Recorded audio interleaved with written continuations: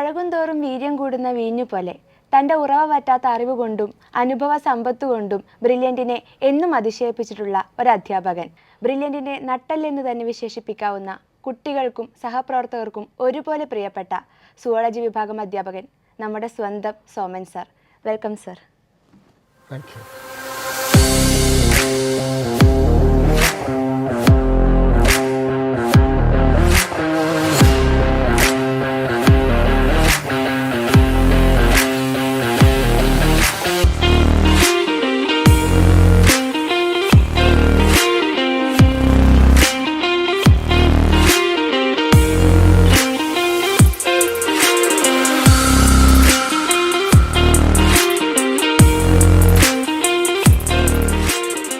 മനുഷ്യസ്നേഹിയായ ഒരു അധ്യാപകൻ അത് തന്നെയാണ് സോമൻ സർ. അദ്ദേഹത്തിന്റെ പോസിറ്റീവ് വൈബ്, എപ്പോഴും ചിരിച്ച മുഖത്തോടെ, അത് സഹ അധ്യാപകരായാലും കുട്ടികളായാലും അദ്ദേഹം എപ്പോഴും ഒരു ചിരിച്ച മുഖത്തോടെയാണ് ഞങ്ങളെ അപ്രോച്ച് ചെയ്യുന്നത്.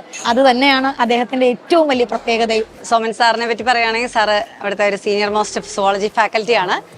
ആദ്യകാലങ്ങളിൽ നമ്മുടെ ഈ ഒരു സ്മാർട്ട് ബോർഡൊക്കെ വരുന്നതിന് മുന്നേ തന്നെ സാറ് ഈ ഗ്ലാസ് പേപ്പറിൽ ഇങ്ങനെ പടങ്ങളൊക്കെ വരച്ചു കൊണ്ടുവന്നിട്ട് പ്രൊജക്ടർ, സാറിനായിട്ട് അത് പ്രൊജക്ടർ ബ്രില്യൻ്റ് വാങ്ങിച്ചിരുന്നു. ഇങ്ങനെ പ്രൊജക്ടർ വെച്ചൊക്കെ ക്ലാസ്സിൽ കാണിച്ചു കൊടുത്തിട്ടൊക്കെയാണ് ക്ലാസ്സുകൾ എടുത്തുകൊണ്ടിരുന്നത്. അപ്പോൾ എൻ്റെ മോൾ ഇവിടെ ബ്രിഡ്ജ് കോഴ്സിന് 10 കഴിഞ്ഞിട്ട് +1 ചേരുന്നതിന് മുമ്പുള്ള ബ്രിഡ്ജ് കോഴ്സിലൊക്കെ ക്ലാസ് സാറിൻ്റെ അറ്റൻഡ് ചെയ്തിട്ടുണ്ട്. അപ്പോൾ മോളുടെ അഭിപ്രായത്തിൽ എല്ലാ നല്ല എക്സാമ്പിളൊക്കെ സഹിതം പറഞ്ഞു കൊടുക്കുന്നതുകൊണ്ട് നല്ല വ്യക്തമായിട്ട് കാര്യങ്ങൾ മനസ്സിലാകുമെന്നായിരുന്നു സാറിനെ പറ്റിയുള്ള എൻ്റെ മോളുടെ ഒരു അഭിപ്രായം. ഞാൻ സാറിൻ്റെ ഒരു പൂർവ്വ വിദ്യാർത്ഥിയായിരുന്നു.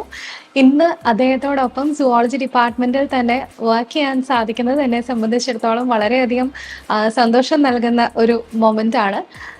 ഇപ്പം സാർ എന്ന് പറയുന്ന അധ്യാപകനെ ഞങ്ങൾക്ക് വളരെ പ്രിയപ്പെട്ട ഒരു അധ്യാപകനായിരുന്നു. അപ്പം ഞങ്ങളെ സംബന്ധിച്ചിടത്തോളം സുവോളജി ഇത്രയധികം ഒരു ഈസായിട്ട് പഠിപ്പിക്കുന്ന, അല്ലെങ്കിൽ നമ്മുടെ ആ കോൺസെപ്റ്റ്സ് ഒക്കെ നമുക്ക് മനസ്സിലാവുന്ന രീതിയിൽ ഏറ്റവും സിമ്പിൾ എക്സാമ്പിൾസ് ഒക്കെ വെച്ചിട്ട് പഠിപ്പിക്കുന്നത് ആദ്യമായിട്ടാണ്. അത് ആക്ച്വലി ഫസ്റ്റ് എക്സ്പീരിയൻസ് ചെയ്യുന്നത് സോമൻ സാറിൻ്റെ. അപ്പം ശരിക്കും പറഞ്ഞു കഴിഞ്ഞാൽ സുവോളജിയോടുള്ളൊരു ഇഷ്ടം നമുക്ക് വരുത്തേണ്ട ഒരു മേജർ ഇൻഫ്ലുവൻസ് എന്ന് പറയുന്നത് സോമൻ സാറിനായിരുന്നു. അത് മാത്രമല്ല, നമുക്ക് ഈ കോൺസെപ്റ്റ് ഇപ്പം ഈ പറയുന്ന പോലെ അവിടെ അച്ചടിച്ച് വെച്ചേക്കുന്നതല്ലാതെ നമുക്ക് മനസ്സിലാവുന്ന രീതിയിൽ ഇങ്ങനെ എന്തെങ്കിലുമൊക്കെ നിമോണിക്സ് ഉപയോഗിച്ചോ അല്ലെങ്കിൽ ഒരു എക്സാമ്പിളൊക്കെ ഉപയോഗിച്ച് പഠിക്കാമെന്ന് മനസ്സിലാക്കി തന്നത് സാറായിരുന്നു. അപ്പം ഇന്ന് ഒരു അധ്യാപികയായിട്ട് ഇവിടെ നിൽക്കുമ്പോഴത്തേക്കും സത്യം പറഞ്ഞു കഴിഞ്ഞാൽ സാർ അന്ന് ഞങ്ങളെ പഠിപ്പിച്ച കുറേയധികം കാര്യങ്ങൾ, അതുപോലെ തന്നെ എങ്ങനെ ഒരു കോൺസെപ്റ്റ് നമുക്ക് കുട്ടികളിലേക്ക് ഡെലിവർ ചെയ്യണം, അവർക്ക് എങ്ങനെ മനസ്സിലാവുന്ന രീതിയിൽ അത് ഡെലിവർ ചെയ്യണം തുടങ്ങിയ കാര്യങ്ങളെല്ലാം ഞങ്ങൾ പഠിച്ചത് സാറിൽ നിന്നാണ്. അപ്പം ഒരു വിദ്യാർത്ഥി എന്നുള്ള നിലയിലും അതുപോലെ തന്നെ ഇന്ന് സാറിനോടൊപ്പം വർക്ക് ചെയ്യുന്ന ഒരു സഹപ്രവർത്തക എന്ന നിലയിലും ഒത്തിരിയധികം സന്തോഷമുണ്ട് സോമൻ സാറിനെ പറ്റി സംസാരിക്കാൻ ഈ ഒരു അവസരം ലഭിച്ചതിൽ. ഞാനടക്കമുള്ള പുതിയ തലമുറയ്ക്ക് ഏറ്റവും കൂടുതൽ ഇൻസ്പിറേഷൻ ആയിട്ടുള്ളൊരു അധ്യാപകനാണ് സോമൻ സാറ്. അപ്പം സാറിൽ നിന്ന് ഒരുപാട് കാര്യങ്ങൾ ചോദിച്ചറിയാൻ ആഗ്രഹമുണ്ട്. സാറിൻ്റെ സ്വദേശം എവിടെയാണ് സാർ? കോട്ടയം ജില്ല തന്നെ. കോട്ടയത്ത് പാല തന്നെയാണ്? കോട്ടയം പാലയല്ല, കോട്ടയത്തിനടുത്ത് ഏറ്റുമാനിൽ ഒരു ഗ്രാമം പേരൂർ, അതാണ് എൻ്റെ ജന്മദേശം. ഫാമിലി ഒന്ന് ഇൻട്രൊഡ്യൂസ് ചെയ്യാവോ? എൻ്റെ വൈഫ് ഡോക്ടർ മീന സോമൻ, 2 കുട്ടികൾ. മൂത്തയാൾ doctor Anjali, she's in UK now. UK. പിന്നെ രണ്ടാമത്തെ ആൾ, 2 പേരാണുള്ളത്. രണ്ടാമത്തെ ആൾ ഡോക്ടർ വിവേക്. എൻ്റെ വീട്ടിൽ ഞാനല്ലാത്ത എല്ലാവരും ഡോക്ടേഴ്സാണ്. അവർക്ക് ബന്ധുക്കളായിട്ട് വന്നിട്ടുള്ളതും ഡോക്ടേഴ്സാണ്. ഏറ്റവും പ്രധാനപ്പെട്ട കാര്യം, ഈ 2 കുട്ടികളും ബ്രില്യൻ്റ് പ്രോഡക്ട്സാണ്. അവർ ബ്രില്യൻ്റ് പഠിച്ചാണ് നേട്ടം അവർ കൈവരിച്ചത്. അതുകൊണ്ട് എനിക്ക് എപ്പോഴും ബ്രില്യനോട് ഒരു വല്ലാത്തൊരു സ്നേഹവും അടുപ്പമുണ്ട്. ആതുര സേവനം ജീവിത ലക്ഷ്യമാക്കിയ ഒരു കുടുംബം, അതുപോലെ ഒരുപാട് ഡോക്ടർമാരുടെ പിറവിക്ക് സാറും വഴിതെളിയിച്ചിട്ടുണ്ട്.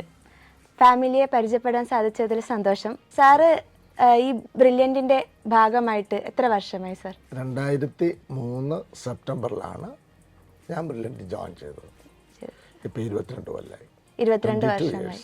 ഓക്കെ, 2003 മുതൽ ഇപ്പോൾ ഈ നിമിഷം വരെ. അതിന് മുമ്പ് അല്പം കഥയുണ്ട്. പറഞ്ഞോളൂ സാർ. ഞാൻ ഒരുപാട് കുട്ടികളെ എൻട്രൻസ് കോച്ചിങ്ങിന് ബ്രില്യൻറ്റിൽ അയച്ചിട്ടുണ്ട്, ജോയിൻ ചെയ്യുന്നതിന് മുമ്പ് തന്നെ.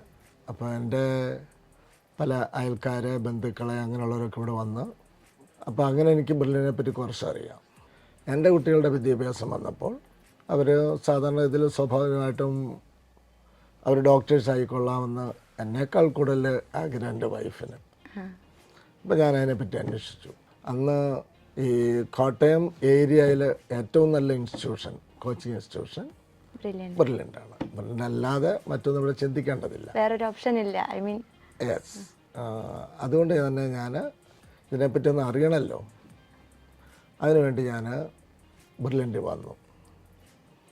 ബ്രില്യൻ്റ് വന്നപ്പം മോളെ ചേർക്കാനാണ് വന്നപ്പം കുഴപ്പമില്ല. She was A rank holder in state SLC exam. അതുകൊണ്ട് അവർക്ക് അഡ്മിഷനൊക്കെ കിട്ടി. ഇവർക്ക് വളരെ ഹാപ്പിയായി. ആ ചേരുന്നതിന് മുമ്പ് ചേരാൻ വേറൊരു കാരണമുണ്ട്. അതായത് ഇവിടെ വന്നപ്പോൾ ഞാൻ ഈ സ്ഥാപനത്തെ പറ്റി അന്വേഷിച്ചു. ട്യൂട്ടോറിയലുകളൊക്കെ എനിക്ക് ഏകദേശം അറിയാം.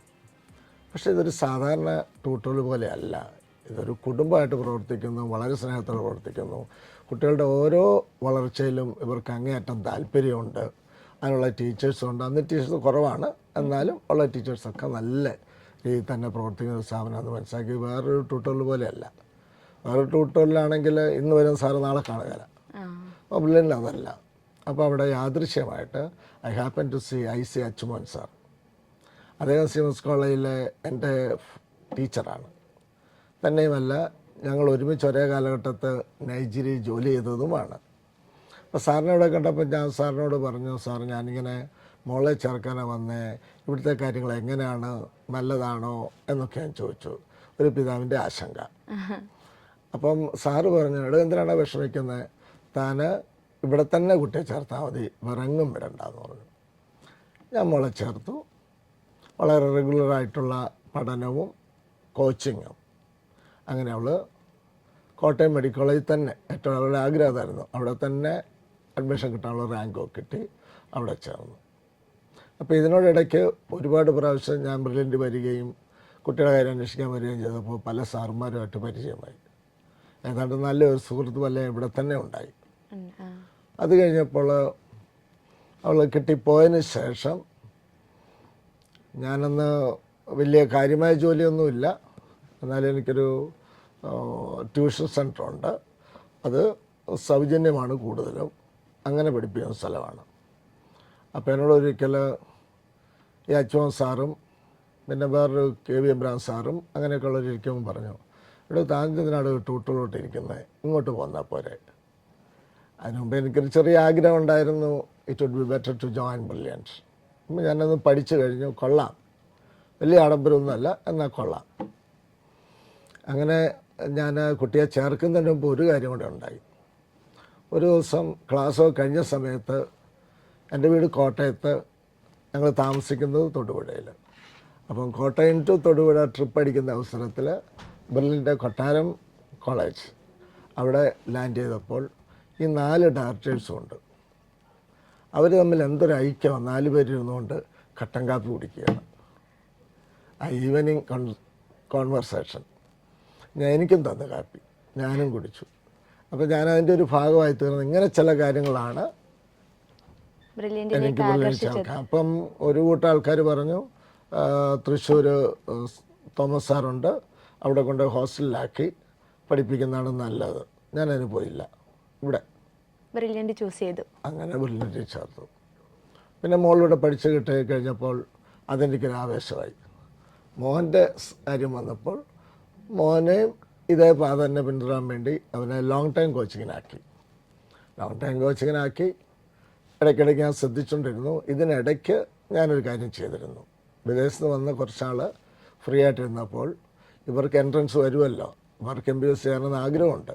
അതുകൊണ്ട് ബയോളജി കംപ്ലീറ്റ് ഞാൻ പഠിച്ചു. എൻട്രൻസ് വഴി എല്ലാ നോട്ട്സൊക്കെ എഴുതി ഞാൻ പഠിച്ചു വെച്ചു. അപ്പം ബയോളജിക്ക് എനിക്ക് വേറെ ആരുടെയും ഹെൽപ്പ് വേണ്ട. മോൾക്ക് SLCക്ക് റാങ്ക് കിട്ടിയതും വേറെ ആരുടെയും ഹെൽപ്പില്ലായിരുന്നു, ഞാൻ മാത്രമേ ഉണ്ടായിരുന്നുള്ളൂ. അപ്പോൾ അവളങ്ങനെ പഠിക്കുകയും ചെയ്യും. അപ്പോൾ അതുകൊണ്ട് അതേ പരീക്ഷ തന്നെ മോന് നടത്തി. മോനെ ഇവിടെ ചേർത്തു. പിന്നെ ഒരു കാര്യമുണ്ട്, ബ്രില്യൻ്റ് അവനെ ഫ്രീ ആയിട്ടാണ് പഠിപ്പിച്ചത്. അപ്പം ഞാൻ സോമൻ സാർ ആയിക്കഴിഞ്ഞു ഇവിടുത്തെ.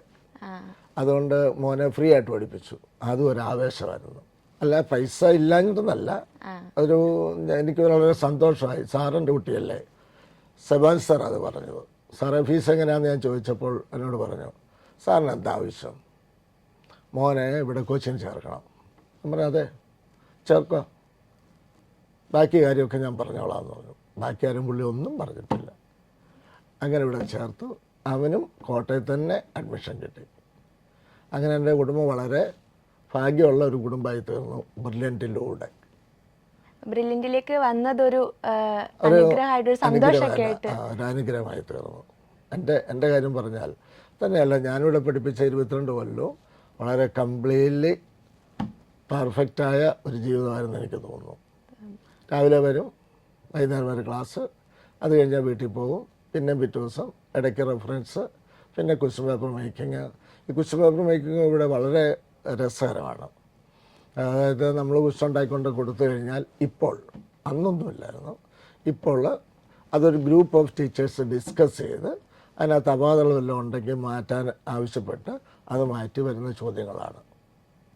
പലപ്പോഴും ഒരുപാട് ക്വസ്റ്റ്യൻസ് ഉണ്ടാക്കേണ്ടി വരുമ്പോൾ സ്ഥാപനത്തിന് ഓരോരോ സാർമാരെ ഏൽപ്പിച്ച് ചെയ്യാൻ ബുദ്ധിമുട്ട് വരുമ്പോൾ ചിലർന്ന് ക്വസ്റ്റ്യൻസ് സെലക്ട് ചെയ്യാറുണ്ട്. എന്നാലും ഒരു സ്ക്രൂട്ടിനി വെച്ച് ആ ചോദ്യങ്ങളുടെ നിലവാരമൊക്കെ ഒന്ന് നോക്കി അങ്ങനെ ആണ് ഈ ക്വസ്റ്റ്യൻ സെറ്റ് ചെയ്യുന്നത്.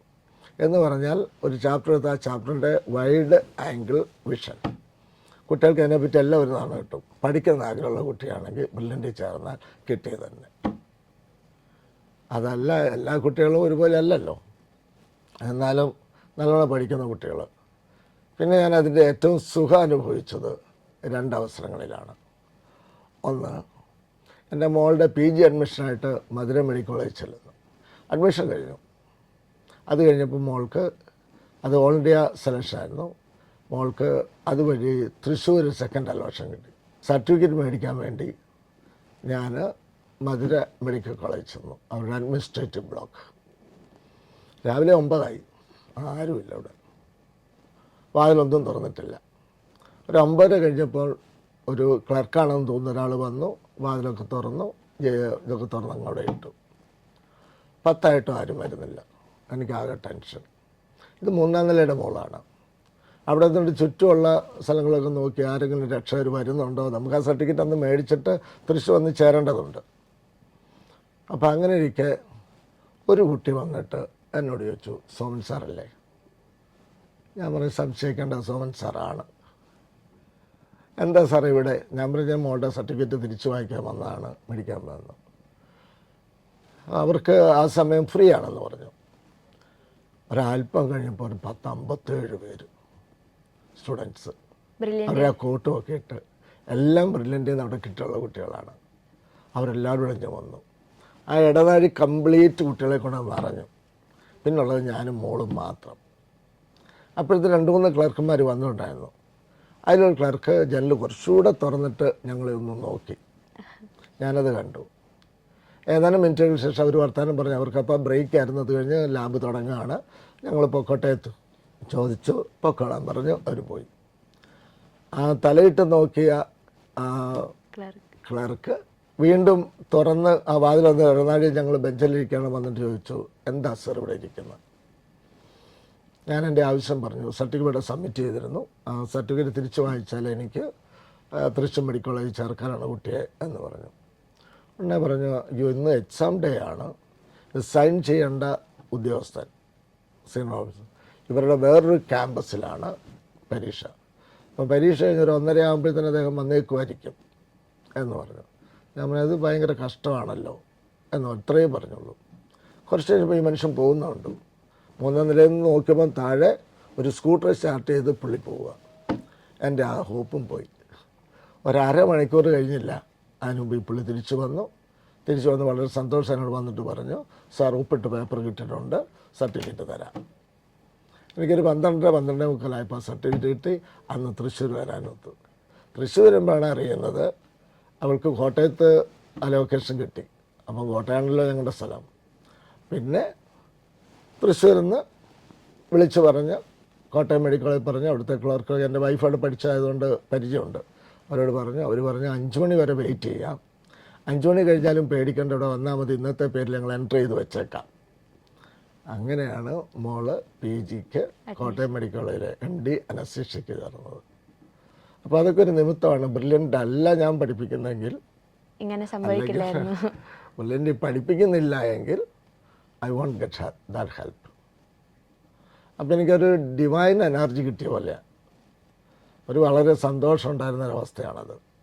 അതുകൊണ്ട് തന്നെ അന്ന് വൈകുന്നേരം ആയപ്പോഴത്തേന് കാര്യങ്ങളെല്ലാം റെഡിയാക്കി ഞങ്ങൾ ഏറ്റുമാൻ്റെ വീട്ടിൽ വന്ന് താമസമായി.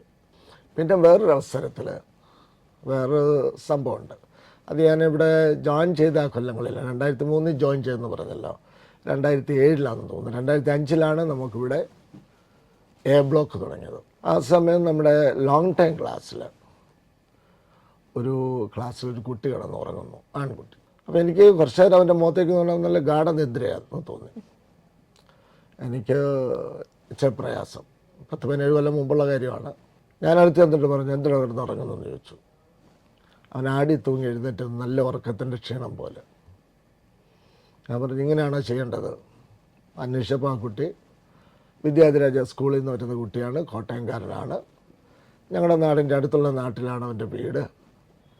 ഈ കാര്യങ്ങളൊക്കെ അറിഞ്ഞു. ഞാൻ വിളിച്ച് വെളിയിൽ കൊണ്ടുപോയി അവനെ ഉപദേശിച്ചു, ഇങ്ങനെ ക്ലാസ്സിൽ കിടന്ന് ഉറങ്ങരുത്. ഞാൻ ചോദിച്ചു, നിൻ്റെ ബുദ്ധിമുട്ടെന്താ?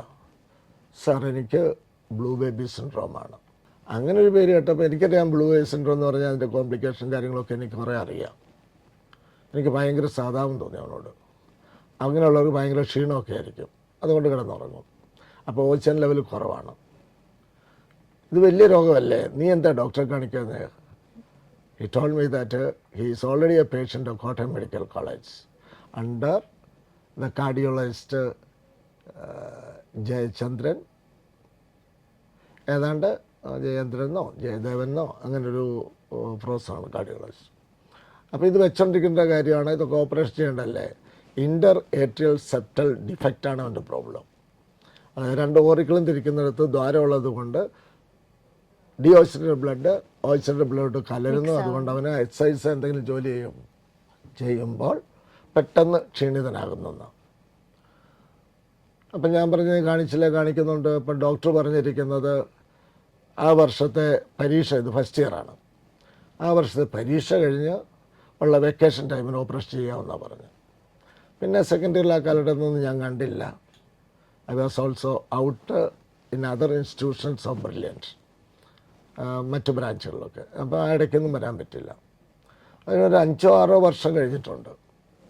I was standing in Kottayam bus stand, KSRTC stand, waiting for A bus.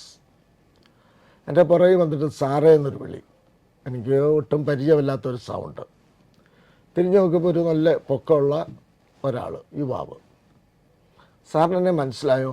ഞാൻ അല്പം ജാളിതോടെ പറഞ്ഞു, ഞങ്ങൾക്ക് ശരിക്കും മനസ്സിലായില്ലല്ലോ സാർ, ഞാൻ അരുണാണ്.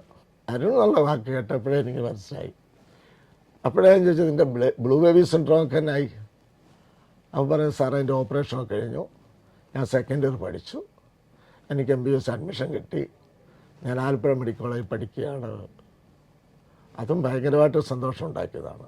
ഇങ്ങനെയല്ല, ഈ 22 കൊല്ലത്തിനിടയ്ക്ക് there are so many occasions where I felt proud of myself and proud of Brilliant. ഇതൊരു ചെറിയ സ്ഥാപനമൊന്നുമല്ല. ഇപ്പോഴാണ് ഇത്രയും വളർന്നത്. ഈ വളർച്ചയ്ക്ക് മുമ്പുള്ള കാലഘട്ടത്തിൽ മനുഷ്യരെല്ലാം ഉണ്ടായിരുന്നു, വെരി ഗുഡ് റിലേഷൻഷിപ്പ്, ഒരിക്കലും ഒരു ഇതില്ലാതെ ശാന്തതയോടെ കാര്യങ്ങളെല്ലാം ഭംഗിയായിട്ട് ചെയ്യുന്നു. ഇപ്പോൾ ഇതൊരു വലിയ മാനേജ്മെൻറ്റ് സിസ്റ്റമായിട്ട് മാറി, എനിക്കൊക്കെ ഇമാജിൻ ചെയ്യാവുന്നതിൽ കൂടി ഒരു വലിയ പ്രസ്ഥാനമായി തീർന്നു. Thanks to God, thanks to the directors. Sir ഇപ്പം ബ്രില്യൻറ്റിൻ്റെ കൂടെ കൂടിയിട്ട് 22 വർഷമായല്ലോ. അപ്പം മൊത്തം ഇവിടെ ഒരു ബ്രില്യൻറ്റിൻ്റെ സിസ്റ്റം എന്ന് പറയുന്നത് മറ്റു സ്ഥാപനങ്ങളിൽ നിന്ന് വേറിട്ട് നിൽക്കുന്നൊരു സിസ്റ്റമാണ്. മൺഡേ ടു ഫ്രൈഡേ ക്ലാസ്സസ് നടക്കുന്നുണ്ട്, അതേപോലെ അത് കഴിഞ്ഞ് കൃത്യമായി എക്സാംസ് നടത്തുന്നുണ്ട്. അപ്പം ഇതൊക്കെ വിദ്യാർത്ഥികളെ അല്ലെങ്കിൽ അവരുടെ ഒരു പ്രിപ്പറേഷനെ, അവരുടെ ആ സ്വപ്ന സാക്ഷാത്കാരത്തെ അത് എങ്ങനെയാണ് അഫക്റ്റ് ചെയ്യുന്നതെന്നാണ് സാറിന് പറയാനുള്ളത്? എന്നെ സംബന്ധിച്ചോളം ബ്രില്യൻ്റെ ഓരോ പ്രവർത്തനവും ചുമ്മാ ഒരു ഐഡിയ ഇടുകയല്ല, ഓരോന്നിട്ട് കഴിഞ്ഞ് അത് വിലയിരുത്തി അതിന് വേണ്ട മാറ്റങ്ങളോടെയാണ് പിന്നെ അത് പ്രാവർത്തികമാക്കുന്നത്. അപ്പോൾ അതുകൊണ്ട് ഒരിക്കലും അത് ഫെയിൽ ചെയ്യത്തില്ല, ഇത് വളർന്നുകൊണ്ടേയിരിക്കും, അങ്ങനെ വരുള്ളൂ. ഇതിൻ്റെ പുറയിൽ ഒരാളല്ലല്ലോ, 4 പേര് ചുക്കാൻ പിടിക്കാനും പിന്നെ ഒരു 400 പേര് അടുത്ത കാര്യങ്ങൾ ചെയ്യാനും, അങ്ങനെയുള്ളൊരു ബൃഹത്തായ ഇൻസ്റ്റിറ്റ്യൂഷനല്ലേ. പിന്നെ എനിക്ക് ഏറ്റവും ഇഷ്ടപ്പെട്ടൊരു കാര്യം എന്താണെന്ന് ചോദിച്ചാൽ, പരീക്ഷ നടത്തിയ ഉടനെ റിസൾട്ടുണ്ട്. ഏറെ താമസിക്കാതെ അവർക്കൊരു കാപ്പ് കുടിക്കുന്നതിന് മുമ്പ് തന്നെ റിസൾട്ട് വന്നു. അപ്പോൾ പരീക്ഷ എഴുതി റിസൾട്ട് കിട്ടി. അത് ഭയങ്കര ഒരു സെൽഫ് അനാലിസിസാണ്, കുട്ടികൾക്ക് കിട്ടുന്ന സന്തോഷവും. ബ്രില്യൻ്റുമായിട്ടുള്ള എൻ്റെ കൂട്ടുകെട്ടിൽ അല്ലെങ്കിൽ എൻ്റെ ജീവിതത്തിൽ എനിക്ക് ഒരുപാട് ആവേശം തന്ന പല അവസരങ്ങളുമുണ്ട്. ഞാൻ ഓർക്കുന്നു, ഒരിക്കൽ എക്സാം തുടങ്ങാൻ പോകുന്ന സമയമാണ്, ഇനി ഒരാഴ്ച കൂടെ ഉള്ളൂ. അപ്പോൾ ലെസൺസൊക്കെ വൈൻഡപ്പ് ചെയ്യുകയാണ്. ഞാനൊരു ദിവസം രാവിലെ വന്നപ്പോൾ എന്നോട് പറഞ്ഞു, പല സെൻറ്റ് തോമസ് കോളേജിൻ്റെ ഓപ്പോസിറ്റ് എന്ന് ബ്രില്യൻ്റ് ബ്രാഞ്ചുണ്ട് സാർ, അവിടെ ഒരു ക്ലാസ് ഉണ്ട് സാർ, അത് തീർക്കണം എന്ന്. ഞാനത് തീർത്ത് 11 മണിയായപ്പോൾ എന്നോട് പറഞ്ഞു, സാറേ കാഞ്ഞിരപ്പള്ളിയിൽ ഒരു ക്ലാസ് ഉണ്ട്, ഇത് വണ്ടി തരാം. അന്ന് ബ്രില്യൻ്റ് ഒരു ടൊയോട്ട ക്വാളീസ് വണ്ടിയും ഒരു ശ്രീകുട്ടൻ ചേട്ടനും ഉണ്ട്, എവിടെ എത്തിക്കും. അതുകൊണ്ട് വളരെ കുറഞ്ഞ സമയം കൊണ്ട് അടുത്ത പീരീഡ് ടൈം ആയപ്പോൾ ഞാൻ കാഞ്ഞിരപ്പള്ളി ചെന്ന് അവിടെ നിന്ന് ഉച്ചയ്ക്ക് 3 മണി വരെ പഠിപ്പിച്ചു. അപ്പോൾ അവിടുത്തെ ടോപ്പിക്ക് തീർന്നു. 2 ക്ലാസ്സായിരുന്നു. അത് കഴിഞ്ഞപ്പോൾ എന്നോട് പറഞ്ഞു, സാറേ പാലായിൽ ഒരു ക്ലാസ്സിൽ തീരാൻ കിടപ്പുണ്ട്, ഒന്ന് വന്ന് എടുക്കണം എന്ന് പറഞ്ഞു. ഉടനെ വണ്ടിയായിട്ട് കിടക്കുക. ആ വണ്ടി ഇവിടെ വന്ന് അന്ന് 5:30 ആയപ്പോൾ ആ ക്ലാസ് തീർത്തു. വളരെ ഹാപ്പിയായിപ്പോയി ഞാൻ. അതുപോലെ തന്നെ ഇവിടുത്തെ ഡയറക്ടേഴ്സും. ഞാൻ ആദ്യം ബ്രില്യൻ്റിൽ ചേർന്നത് സെപ്റ്റംബർ 2003 അന്ന് സുവോളജി ഡിപ്പാർട്ട്മെൻറ്റിൽ 2 പേരേ ഉള്ളൂ, ഞാനൊരു 2 പേര്. അല്ലാതെ 2 പേരുടെ ആവശ്യമുള്ളൂ. കാരണം എന്താണെന്ന് ചോദിച്ചാൽ 7 മെഡിക്കൽ ബാച്ചും 8 എഞ്ചിനീയറിംഗ് ബാച്ചും. അന്ന് എഞ്ചിനീയറിംഗ് ബാച്ചാണ് കൂടുതൽ. അങ്ങനെ 8, 7, 15 ക്ലാസ്സുകളേ ഉള്ളൂ. അപ്പം ഞാൻ വന്നു കഴിഞ്ഞപ്പം എനിക്ക് ക്ലാസ്സിൽ അധികം ഇല്ല. കാരണം അവരെ 2 പേരെ കൊണ്ട് 2 പേര് ആരാന്ന് വെച്ചാൽ ഒരു മര്യാദ സാർ, പിന്നെ ഒരു ഇത്യവര സാറ്, പിന്നെ ഒരു വെർച്വൽ പ്രൊഫസറുണ്ട്. അതെന്താണെന്ന് വെച്ചാൽ സാർ ഇവിടെ വന്ന് ഒരിക്കലും ഞാൻ കണ്ടിട്ടില്ല. പക്ഷേ ഇവിടുത്തെ അന്നുള്ള ആൾക്കാർക്കെല്ലാം അറിയാം സാറിനെ. സുവോളജിയിലെ അയ്യർ സാറ്, കോട്ടയം നിന്ന് കണ്ടതാണ് സാറ് വരുന്നത്. സാറ് വന്നാൽ ഏത് സാർ കൊടുത്താലും പഠിപ്പിച്ചോളും. അതും എനിക്കൊരു ആവേശമായിരുന്നു, ഏത് ചാപ്റ്ററും പഠിപ്പിക്കുക എന്നുള്ളത്. ഈ മര്യാദ സാറങ്ങ് മരിച്ചുപോയി. അപ്പം പിന്നെ ഞാനും ഇട്ടിവര സാറും ഉള്ളൂ. ഇട്ടിവര സാറ് സെൻറ്റ് തോമസ് റിട്ടയർ ചെയ്ത അദ്ദേഹം രാവിലെ മാത്രമേ പഠിപ്പിക്കുള്ളൂ. അപ്പം ഫുൾ ടൈമാണ് എനിക്ക് ക്ലാസ്. അങ്ങനെ കുറേ നാൾ, കുറച്ച് ആഴ്ചകൾ, 1-2 ആഴ്ചകളേ ഉള്ളൂ. അപ്പോഴത്തേനും ഓരോരുത്തർ വരാൻ തുടങ്ങി. അങ്ങനെ വന്നൊരു പ്രമുഖരായ ഒരാളാണ് പയൻ സാറ്. പിന്നെ പ്രമുഖനായ മറ്റൊരു സാറിന് രാജൻ സാറ്. പയൻ സാർ ഇപ്പോഴും നമ്മളോടൊപ്പം ഉണ്ട്, രാജൻ സാർ വരുന്നില്ല. പിന്നെ ഒരുപാട് പേര് വന്നു. ആ കാലഘട്ടം ആയപ്പോഴത്തേന് 35-40 ബാച്ചുകളായി മെഡിസിന്. പിന്നെ അത് 60ആയി. ഇപ്പം 115 മുകളിൽ ബാച്ചുകളാണെന്ന് തോന്നുന്നു, എനിക്ക് കൃത്യമായിട്ട് അറിഞ്ഞുകൂടാ. അങ്ങനെ നല്ല വളർച്ച അങ്ങനെ ഉണ്ടായി. അപ്പോൾ അതനുസരിച്ച് സ്റ്റാഫെല്ലാം കൂടി ഒരു ഉത്സവ അന്തരീക്ഷമാണ് ഇപ്പോൾ. ബ്രില്യൻ്റ് വിടുന്ന സമയം, ബ്രേക്ക് വിടുന്ന സമയം, അല്ലെങ്കിൽ കുട്ടികളെ വിടുന്ന സമയമൊക്കെ എന്തൊരാഘോഷമാണ്. ഈ കുട്ടികളൊക്കെ എന്ത് സന്തോഷത്തോടെ വരികയും പോവുകയും ചെയ്തത്. അവരെല്ലാം മറന്ന് ഇനി അവരൊരു ടെൻഷനുള്ള ഒരു കോഴ്സിലേക്ക് പഠിക്കാൻ പോവുകയാണ്, അല്ലെങ്കിൽ അതിങ്ങനെ ചെയ്യുകയാണെന്നുള്ള ചിന്തയൊന്നും അവർക്കുണ്ടെന്ന് തോന്നുന്നില്ല. നല്ല ഹാപ്പിയായിട്ട് അവർ പഠിക്കുന്നു. ഒരുപക്ഷെ ഇത്ര നല്ല റിസൾട്ട് കിട്ടുന്നതിന് മാനേജ്മെൻറ്റിൻ്റെ പ്രോത്സാഹനം കാണും. ഈ സ്റ്റീഫൻ സാറ്, അല്ല ജോർജ് സാറ്, ഇവരാരാണേലും ഒരു ക്ലാസ്സിൽ വന്ന കുട്ടികളോട് സംസാരിക്കുമ്പോൾ എന്തൊരു വാത്സല്യമാണ്. അപ്പം 22 വർഷങ്ങളായിട്ട് സാർ അധ്യാപകനായിട്ട് ജോലി വർത്തിച്ചുകൊണ്ടിരിക്കുകയാണ്. അപ്പം ഈ അധ്യാപനം എന്ന ഈ മേഖല അത്രയും പരിഭാവനമായ ഒരു പ്രൊഫഷനായിട്ടാണ് നമ്മൾ കണക്കാക്കുന്നത്. ആ ഒരു മേഖലയിലേക്ക് സാറിനെ സ്വാധീനിച്ച വ്യക്തികൾ ആരൊക്കെയാണ്, അല്ലെങ്കിൽ ഘടകങ്ങൾ എന്തൊക്കെയാണ്?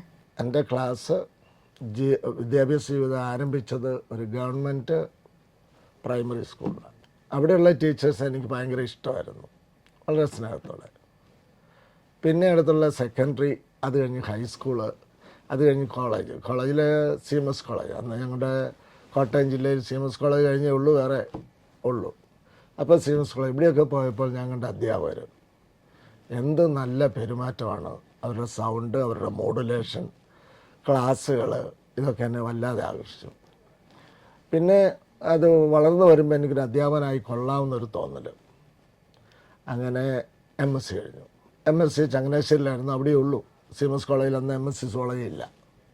അതും കഴിഞ്ഞപ്പോൾ ഞാൻ B.Ed പഠിക്കാൻ വേണ്ടി സെൻറ്റ് ജോസഫ് കോളേജ് മാന്നാനത്ത് ചേർന്നു. അതിൻ്റെ റിസൾട്ട് ഒരല്പം സമയം ഉണ്ടായിരുന്നപ്പോൾ ഞാൻ നേരെ എറണാകുളത്ത് ഒരു ട്യൂട്ടോറിയൽ ജോലി വാങ്ങിച്ചു. അതിന് കാരണമുണ്ട്. അന്ന് ജോലിയുള്ളവർക്കാണെങ്കിൽ ലോ കോളേജിൽ വൈകുന്നേരം ഈവനിങ് ക്ലാസ്സിൽ പഠിക്കാം. So I decide to join that institution. It nothing but our college, Ernakulam and Trivandrum. ഇപ്പോൾ ആ സ്ഥാപനം അത്ര പ്രശസ്തമല്ല, പക്ഷെ അന്ന് കേരളത്തിലെ ഏറ്റവും പ്രശസ്തമായ സ്ഥാപനമാണത്. അവിടെ ജോലി വാങ്ങിച്ചു. എന്നിട്ട് ഞാൻ ഗവൺമെൻറ് ലോ കോളേജിൽ ചേർന്നു. 2 വർഷം പഠിച്ചു. 8 16 പേപ്പറും എഴുതി ജയിച്ചു. 3-ാം കൊല്ലം പഠിക്കുമ്പോഴാണ് I got appointment in Sierra Leone, A country in west Africa. അപ്പോൾ അന്ന് വിദേശത്ത് പോകണം, പഠിപ്പിക്കണം, വിദേശത്ത് പോയാലേ ഉള്ളൂ ശരിയാവുള്ളൂ എന്നൊക്കെ ഒരു തോന്നലുള്ള കാലഘട്ടമായതുകൊണ്ട് ഞാൻ ഇവിടെ ഉള്ളത് പലതും ഉപേക്ഷിച്ച് ഒരൊറ്റ പോക്കങ്ങ് പോയി. സിറാലിയോണിൽ ചെന്നപ്പം മനസ്സിലായി അതിനേക്കാളും വലുത് നൈജീരിയയാണ് ശമ്പളം വയസ്സ്.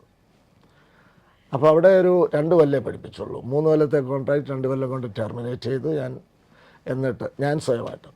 എന്നിട്ട് അവിടുന്ന് നൈജീരിയ വന്നു. നൈജീരിയ വന്നപ്പോൾ കുറച്ചുകൂടെ നല്ല സാലറി കിട്ടി.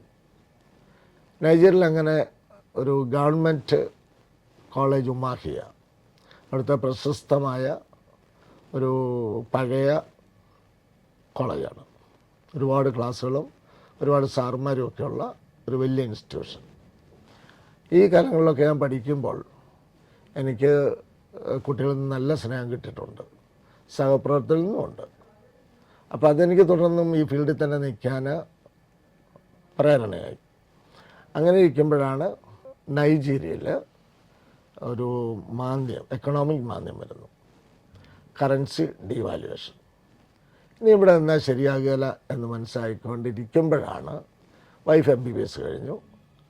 MBBS പഠിക്കുമ്പോഴാണ് ഞാൻ വിവാഹം കഴിച്ചത് അവളെ. MBBS കഴിഞ്ഞപ്പോൾ PG എടുക്കാനും ഇവിടെ തന്നെ മതി, വിദേശത്ത് പോരുന്നില്ല. അല്ലെ തന്നെ നൈജീരിയയിലൊക്കെ ഒരു PG ഡോക്ടറിന് അഡ്മിഷൻ കിട്ടാൻ പാടാണ്. അങ്ങനെ ഇൻസ്റ്റിറ്റ്യൂഷൻസ് ഇല്ല അവിടെയൊന്നും. ഉണ്ട്, പക്ഷേ വളരെ കുറവാണ്. ഞാൻ പഠിപ്പിക്കുന്നിടത്തെങ്ങും ഇല്ല. തന്നെയല്ല എൻ്റെ മദർ ഏജ്ഡായിട്ട് വരുന്നു. And I have to take the responsibility of looking after her. So I decide to return. വീണ്ടും ഒന്ന് ആലോചിച്ച് റിട്ടേൺ. വൈഫ് പറഞ്ഞു, കുട്ടികളെ പഠിപ്പിക്കേണ്ട ഉത്തരവാദിത്വം നിങ്ങൾക്ക്, ഞാൻ ഈ പ്രൊഫഷനായിട്ടിരിക്കും, മെഡിക്കൽ പ്രൊഫഷനായിട്ടിരിക്കും.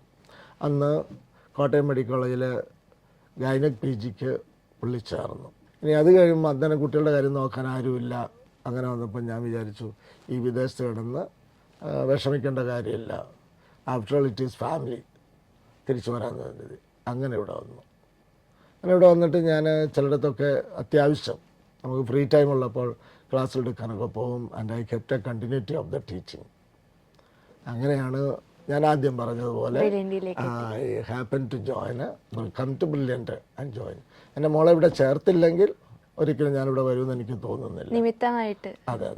എന്നോട് ഈ അച്ചുവൻ സാറ് പറഞ്ഞപ്പോൾ അദ്ദേഹം പറഞ്ഞൊരു വാക്കുണ്ട്, ഇത് സാധാരണ ട്യൂട്ടോറിയലല്ല. അദ്ദേഹത്തിൻ്റെ ഒരു ട്യൂഷൻ സെൻ്റർ ഉണ്ടായിരുന്നു, പുള്ളിയെ നിർത്തി. അത് വേണ്ട, ഇവിടെ പഠിപ്പിക്കുന്നത് നല്ലത്. അപ്പോൾ അന്ന് ഇവിടെ പഠിപ്പിക്കുന്നുണ്ട്. അപ്പം ഇത് നല്ലൊരു ഇൻസ്റ്റിറ്റ്യൂഷനാണ്, ഡയറക്ടേഴ്സാണ്, നല്ല സഹകരണം, ശമ്പളം കൃത്യമായിട്ട് 1-ാം തീയതി കിട്ടും. എന്താണെങ്കിലും ശമ്പളം കൃത്യമായിട്ട് 1-ാം തീയതി കിട്ടും. എനിക്ക് തോന്നുന്നത് ഇവരുടെ ആ രീതി നിശ്ചയദാർഢ്യമാണെന്ന് തോന്നുന്നു. ഇപ്പോഴും അതിൻ്റെ പേര് പറഞ്ഞ് ആരും അടക്കി പോകാറില്ല. ഇത്രയും എക്സ്പീരിയൻസ്ഡ് ആയിട്ടുള്ള സാറുമായിട്ട് ഇങ്ങനൊരു ഇൻട്രാക്ഷൻ ചെയ്യാൻ അവസരം ലഭിച്ചതിലും സാറിനെ കുറിച്ച് കൂടുതൽ അറിയാൻ സാധിച്ചതിലും അതിലുപരി സാറിലൂടെ ബ്രില്യൻറ്റിനെ കുറിച്ച് കൂടുതൽ അറിയാൻ സാധിച്ചതിലും ഒരുപാട് സന്തോഷം. Thank you sir. സർവേശ്വരൻ അനുഗ്രഹിക്കട്ടെ, ആയുരാരോഗ്യ സൗഖ്യത്തോടെ ഇരിക്കട്ടെ. എൻട്രൻസ് സംബന്ധമായ വാർത്തകളും അപ്ഡേഷനുകളും ഏറ്റവും വേഗം ആധികാരികമായി അറിയാൻ ബ്രില്യൻറ്റ് സ്റ്റഡി സെന്റർ പാല യൂട്യൂബ് ചാനൽ സബ്സ്ക്രൈബ് ചെയ്യുക. ബെൽ ഐക്കൺ അമർത്തുക. ഈ വീഡിയോ മറ്റ് സുഹൃത്തുക്കളിലേക്കും ഷെയർ ചെയ്ത് നൽകുക.